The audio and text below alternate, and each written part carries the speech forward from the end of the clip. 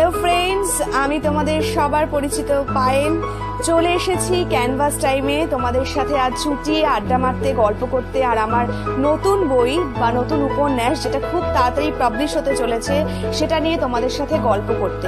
কিন্তু সবার আগে বন্ধুরা, আমরা সবাই জানি যে করোনার উপদ্রবে আমরা কিভাবে দিনের পর দিন বাড়িতে লকডাউনের মধ্যে কাটাচ্ছি, আর তার উপর আমফান এসে জুটেছে আমাদের মধ্যে। তো সেই জন্য ফ্রেন্ডসরা, আমি সবাইকে বলতে চাই, প্লিজ তোমরা বাড়িতে থাকো। জানি অনেকের খুব খারাপ অবস্থা, অনেক জেলায় চাষের জমি ভেসে গেছে, বিভিন্ন ফসল নষ্ট হয়েছে, মাছ নষ্ট হয়েছে, আরও অনেক কিছু ক্ষতিগ্রস্ত হয়েছে। কিন্তু আমি সবাইকে রিকোয়েস্ট করতে চাই, এই আমফানের দুর্যোগে, যে দুর্যোগ এখনো আমরা কাটিয়ে উঠতে পারিনি, প্লিজ সবাই বাড়িতে থেকো। প্লিজ, জানি অনেকের বাড়িতে জল নেই, বিদ্যুৎ নেই, ঠিক আছে? তো এই সমস্ত আপডেটস আমরা পাচ্ছি। তো আমি সবার জন্য আমার সিম্প্যাথি। আমি সবাইকে বলতে চাই, তোমরা প্লিজ সাবধানে থেকো। করোনার মোকাবিলা আমরা নিশ্চয়ই করব, আমরা যুদ্ধে জিতবই। Thank you ফ্রেন্ডসরা। তো সবার আগে ক্যানভাস টাইমকে বলতে চাই, থ্যাংক ইউ সো মাচ আমাকে এখানে ডাকবার জন্য, আমাকে তোমাদের সাথে টাইম শেয়ার করার জন্য। এই যে তোমরা আমাকে ইনভাইট করেছো, তার জন্য আমি খুব হ্যাপি এই সন্ধ্যেটা তোমাদের সাথে কাটাতে পেরে। তোমরা এবং দর্শক বন্ধুরা আমাকে কিছু প্রশ্ন ছুড়ে দিয়েছো, সেই প্রশ্নের উত্তর আমি নিশ্চয়ই দেবো। হ্যাঁ, তো প্রশ্নের উত্তরগুলো দেওয়ার আগে আমাকে প্রশ্নগুলো কি সেটা একটু দেখতে হবে। তো ফার্স্ট কোয়েশ্চেন,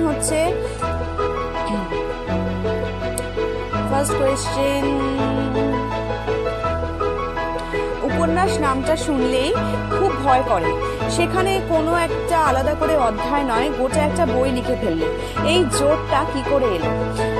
সত্যি কথা বলতে, উপন্যাস লিখবো বা গল্পের বই লিখবো বা কিছু লিখবো এরকম কখনো ভাবিনি। তো লকডাউনের মধ্যেই একদিন রাত্রিবেলা গল্প করতে করতে বা লাইফ এক্সপিরিয়েন্স থেকে বিভিন্ন রকম কথা শেয়ার করতে করতে আমি সহেলকে বলি ফার্স্টে যে এরকম চিন্তাভাবনা, ও আমাকে বলে যে এরকম চিন্তাভাবনা আমার মাথায় এসছে, তো তোমার যে লাইফ এক্সপিরিয়েন্স আছে বা তুমি যেভাবে আমাকে বলছো সেটা যদি একটা বইয়ের আকারে প্রকাশ পায় কেমন লাগবে। প্রথমে আমি সত্যি খুব ভয় পেয়ে গিয়েছিলাম, বিকজ আমি কখনো বই লিখবো বা বই লিখে ফেলবো এরকম কনসেপ্ট আমার কখনো আসেনি মাথায়, বিকজ আমি অ্যাক্টিংয়ের বাইরে আর কিছু করবো এটা যেন ভাবতেই পারি না। তো পুরো জোরটাই আমাকে ও দিল। ও বলল যে তুমি জাস্ট লিখতে শুরু করো, আমি তোমার পাশে আছি, আমি তোমার সাথে আছি এবং সব সময় থাকবো, জাস্ট তুমি লিখতে শুরু করে দাও, ডোন্ট ওয়ারি, কোনো চাপ নেই, কোনো চিন্তা নেই। তো আমি সেই জোরটা পুরোপুরি ওর থেকেই পাই। তো এটাই বলতে চাই, পুরো ক্রেডিট চাই ওর। ও যদি আমাকে জোর না করতো, আমি লেখা তো দূরের কথা, এটা আমার ভাবনাতেও আসতো না যে আমি লিখবো বা কিছু লিখতে পারি। তো নেক্সট কোয়েশ্চেন, উপন্যাস লেখার সময় মনে কোনো ভয় করেনি যে দর্শক পছন্দ করবে? তো এতদিন ধরে আমাকে অভিনেত্রী হিসেবে পছন্দ করেছে, কিন্তু এই লেখিকা হিসেবে কেমন জনপ্রিয়তা পাবো?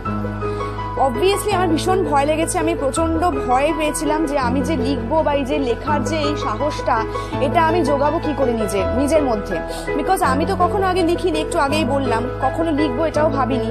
লাইফ এক্সপিরিয়েন্স থেকে যে একটা উপন্যাস বা একটা গোটা বই লিখে ফেলা যায় এই ব্যাপারেও কোনো আইডিয়া আমার ছিল না, যদি না সহেল আমার পাশে থাকতো। তো আমি যখন এটা লিখবো বা লিখতে শুরু করব, এটা যখন ভাবলাম, তখন আমি এটা ভাবিনি, যে আমার মাথায় এটা আসেনি যে অভিনেত্রী হিসেবে লিখবো বা সোশ্যাল ওয়ার্কার হিসেবে লিখতে শুরু করব। অভিনেত্রী হিসেবে যেভাবে ভালোবাসা পেয়ে এসেছি সেইভাবেই ভালোবাসা পাবো কিনা এটা তো আফটার রিলিজ জানা যাবে। তো এই জোরটা পুরোপুরি, এই ভয়টা পুরোপুরি কাটিয়ে যদি উঠতে পারি, তো একমাত্র সহেলের জন্যই পেয়েছি। তো থার্ড কোয়েশ্চেন, সব থেকে বড় সাপোর্ট উপন্যাস লেখার সময় কার কাছ থেকে পেয়েছো? কে সব থেকে বেশি পাশে দাঁড়িয়েছে? তো এই কোয়েশ্চেনের অ্যান্সারটা আমি অলরেডি দিয়ে ফেলেছি, এই নতুন করে আবার বলছি যে অবভিয়াসলি তোমাদের এইমাত্র বললাম যে হ্যাঁ, পুরোটাই ওর ক্রেডিট। সহেল যদি না থাকতো, ইভেন কি আমি প্রত্যেকটা দিন, প্রত্যেকটা রাত যখন লিখেছি বা যখন লিখছি, যখন বইটা পাবলিশ হবে তখন নতুন কিছু আরো রিভিল করবো, তোমরা সবাই জানতে পারবে। এখন এটুকুই থাক, শুধু এটুকু বলতে চাই, লেখার সময় পর্যন্ত আমার সাথে ছিল, আমার পাশে ছিল, প্রত্যেকটা সময় শুধুমাত্র ওর উপস্থিতিতেই আমি লিখেছি পুরোটা। শোনা যায় যার সাথে চুটিয়ে প্রেম করছো সেই সহেলও নাকি লেখালেখি করে, তো ওর কাছ থেকে কি উদ্যোগটা পেয়েছো? একদমই সত্যি কথা এটা। ও যদি না লিখতো তাহলে হয়তো ও এই জোরটা আমাকে, বা এই যে আমি লিখবো বা এই যে লেখো লেখো এই জোরটা করতে পারতো না, বিকজ ওর মধ্যে সেই গার্ডসটা আছে। ইভেন ওর লেখা দেখেই আমি ইন্সপায়ার্ড হয়েছি। ওকে আমি সবসময় বলি যে প্লিজ তুমি লেখো, বিকজ ওর লেখা, ওর কথা বলার মধ্যে একটা আলাদা ব্যাপার আছে, যেটার জন্য ওর যে মানে এই যে টকিং পাওয়ার বা এই যে ওর যেভাবে ওয়ে অফ টকিং, এটা কিন্তু আমি সব থেকে বেশি ইমপ্রেসড হই সব সময়। আর ওই উদ্যোক্তা, ওই সবটাইও তো এটা নতুন করে কি বলবো, তোমরাও সেটা ভালো করে জানো আমার থেকে বেশি। তো তুমি একাই এই গোটা উপন্যাস লিখে ফেললে। সহেলকে বলনি লিখতে? কখনো মনে হয়নি এরকম পায়েল সহেল দুজন যদি লেখক হিসেবে থাকতো তাহলে দর্শক বেশি পছন্দ করতো? অবভিয়াসলি এটা তো একদম আমার মনের কথা। আমি তো সবসময় চেয়েছিলাম যে সহেলের নামটা থাকুক, সহেল যাতে এটা লেখে, কিন্তু সহেল আমাকে ইনসিস্ট করে না আমি না, এটা তুমি লেখো, দরকার হলে আমি তোমাকে হেল্প করবো। বাট সত্যি কথা বলতে পুরোটাই শুধু হেল্প না। যদি আমি বলি যে আমি কি করেছি তাহলে আমি বলবো আমি জাস্ট ওকে গল্পটা বলেছি, পুরোটাই কিন্তু ওর। মানে আমি একটু আগেই বললাম তোমাদের যে আমি পুরোটা রিভিল করব যেদিন পাবলিশ হবে সেদিন। তো ওর নামটা থাকছেও, আর ওর নামটা এবং ওর কি কি কনসেপ্ট, ওর কি কি ভাবনা ছিল সেটা আমি রিভিল করব। এখন আমি এটুকুই বলতে পারি যে পুরোটাই ওর, আমার কিচ্ছু নেই, আমি জাস্ট লিখেছি, পেনটা ধরেছি, ব্যাস এইটুকুই। তো নেক্সট কোয়েশ্চেন, পরের কোয়েশ্চেন হচ্ছে দর্শক জানতে চায় তুমি কিসের উপর পড়াশোনা করেছো? আমি সাইকোলজি অনার্স করেছি বাগবাজার উইমেন্স কলেজ থেকে, তারপর ফার্দার স্টাডিজ করা হয়নি বিকজ অফ অ্যাক্টিং। আর সহেল কিসের উপর পড়াশোনা করেছে? সহেল পড়াশোনা করেছে ফার্স্টে ইঞ্জিনিয়ারিং করেছে, তারপর MBA কমপ্লিট করেছে ব্যাঙ্গালোর প্রেসিডেন্সি থেকে। তো নেক্সট কোয়েশ্চেন,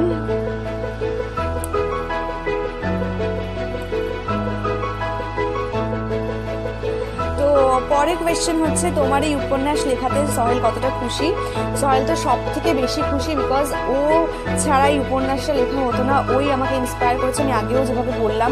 আর সব থেকে বড় কথা, আমার কোনো কিছু আবিষ্কার করা বা আমি কোনো কিছু নতুন করে করব, এটা আমার মাথায় যতটা আগে না আসে সেটা সহেলের মাথায় আগে চলে আসে। ও আমাকে বলে এটা তুমি করো, ওটা করো, সেটা করো, হয়তো সেটা আমার মাথায় আসেও নি, আমি ভাবতেই পারি না। তো সব কিছুতে আমাকে মোটিভেট করা, সব কিছুতে আমাকে ইন্সপায়ার করার পেছনে যদি কারোর হাত থাকে সেটা শুধুমাত্র সহেল। তো আমি ওকে বলতে চাই I love you so much. এই উপন্যাসটি পরবর্তী লেখা কিসের উপর বেরোবে? আমার মনে হয় এই উপন্যাসটা অবভিয়াসলি আমি জানি এটা হিট করবে, বিকজ এরকম টপিক, এরকম তথ্য মানুষ জানতে চায় আজকালকার দিনে, যে এটা অ্যাকচুয়ালি এটা অ্যাকচুয়ালি কি বেসিকে তৈরি। তো আমি বলতে চাই যে অবভিয়াসলি এটা হিট করবে এটা। তো নেক্সট কোয়েশ্চেন, উপন্যাসটির নাম কি? উপন্যাসটির নাম বাস্তব ওয়ান্টেড রিয়ালিটি। হঠাৎ এরকম নাম কেন? বিকজ বাস্তব মানে সত্যি বা সত্য লাইফ এক্সপিরিয়েন্স থেকে যেটা লিখছি সেটা পুরোটাই বেস করে আছে সত্যের ওপর, বাস্তবের ওপর।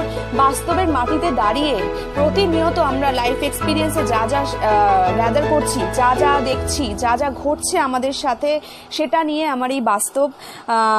কি নিয়ে উপন্যাসের গল্প এবং এরম মনে কেন হয় এই যুগে দাঁড়িয়ে দর্শক এটা পছন্দ করবে, সবটা সংক্ষেপে বলো। বিকজ আমার এই বাস্তবটার পেছনে পুরোটাই যেহেতু সত্য, ওয়ান্টেড রিয়ালিটি মানে বোঝাই যাচ্ছে, পুরো নামটার মধ্যেই উঠে এসেছে কথাটা, যে বাস্তব ওয়ান্টেড রিয়ালিটি মানে যেটা মানুষ জানতে চায়, চিনতে চায়, নিজেদের এক্সপিরিয়েন্সের মধ্যে দিয়ে বুঝতে চায়, সেটা নিয়েই আমার এই গল্প। আর এই গল্প বা উপন্যাস, এবং এটা মানুষ পছন্দ করবে, এটা আমি ফ্রেন্ডসরা আমি এটাই বলতে চাই যে এটা মানুষ তোমরা এই কারণেই পছন্দ করবে, যেহেতু সত্যিটা তো আমরা অনেকেই জানতে চাই বাট জানতে পারি না। আজকের ডেটে দাঁড়িয়ে আমরা আমাদের এই বাস্তবের মাটিটা কতটা শক্ত, আমাদের সাথে কি কি ঘটে প্রতিনিয়ত, কি কি ঘটতে চলেছে, এগুলো জানবার জন্য আমার এই গল্পের বইতে, এই উপন্যাসের সমস্ত তথ্য আছে। তো এই কারণেই আমার মনে হয় সমস্ত দর্শকরা পছন্দ করবে। শুধুমাত্র তাই নয়, এই বইটা রিলিজ হওয়ার পর আমি ড্যাম শিওর দর্শকরা আমাকে বলবে, যেভাবেই হোক, তোমাদের মাধ্যমে হোক বা সোশ্যাল মিডিয়ার মাধ্যমে হোক আমাকে বলবে যে সেকেন্ড এডিশনটা কবে লঞ্চ করছে, বিকজ এটা এতটাই ইন্টারেস্টিং একটা সাবজেক্ট, এটা আমি একদম শিওরলি বলতে পারি। তো নেক্সট কোয়েশ্চেন হচ্ছে দর্শকরা জানতে চায় তোমরা কবে বিয়ে করছো। বিয়েটা আমরা কবে করছি, সোহেল আমরা বিয়েটা কবে করছি গো? ও আচ্ছা, এখন আমরা করছি না বিয়েটা, বিকজ আমরা এখন বিয়ের কোনো প্ল্যানিংয়ে নেই। তো আমরা দুজনে যেহেতু নিজেদের ক্যারিয়ার নিয়ে খুবই বিজি, দুজনের ক্যারিয়ার আর একটু গুছিয়ে নিয়ে তারপর আমরা বিয়েটা করছি, এবং তোমাদের মাধ্যমে তোমাদের এই ক্যানভাস টাইম এবং তোমাদের সবার ভালোবাসা পেয়ে আমরা যেভাবে এতদিন ধরে আছি একসাথে এবং ভবিষ্যতেও থাকবো, তো তোমাদের সাথে তো শেয়ার করবো, এটা তোমরা জানতে পারবি। তো নেক্সট কোয়েশ্চেন হচ্ছে তোমার প্রিয় কালার কি আর সোহেলের প্রিয় কালার কি। নেক্সট, আমার প্রিয় কালার অনেক আছে, আমার সব থেকে ফেভারিট যদি কালার হয়ে থাকে ব্ল্যাক, হোয়াইট, বেবি পিঙ্ক, আরও অনেক কিছু, যে তিনটে আমার সব থেকে মানে মোস্ট ফেভারিট। তো সোহেলের প্রিয় কালার হোয়াইট। সোহেল তোমাকে কতটা ভালোবাসে?